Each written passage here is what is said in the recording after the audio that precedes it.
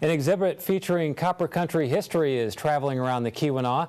TV6's Houghton Hancock Bureau reporter Sarah Blakely has an up-close look at the exhibit that marks the 100th anniversary of the Copper Strike of 1913. The Copper Strike of 1913, an event that lasted over a year and made a national impact.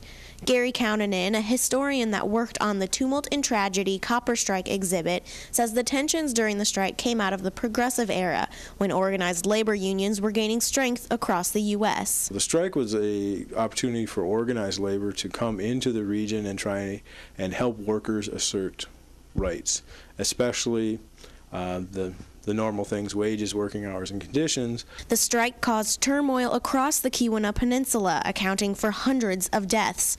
These same union issues are being dealt with across Michigan today, with the recent passing of the Right to Work legislation in December. And the basic idea is that somehow workers have a say in their conditions of their labor, what you do at work, how many hours, and we see that, the idea was once we got 40 hours a week, the idea was that perhaps it would go down. Today you see people working longer hours. The exhibit, currently located at the CLK Library in Calumet, walks through the events as they happened.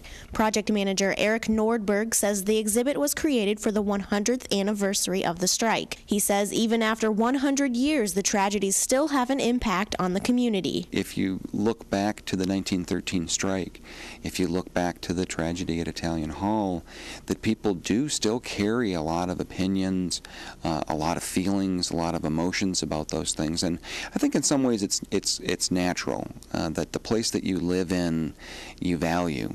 The events that took place during the Copper Strike of 1913 still affect us today, 100 years later, and they've shaped this community into what it is now.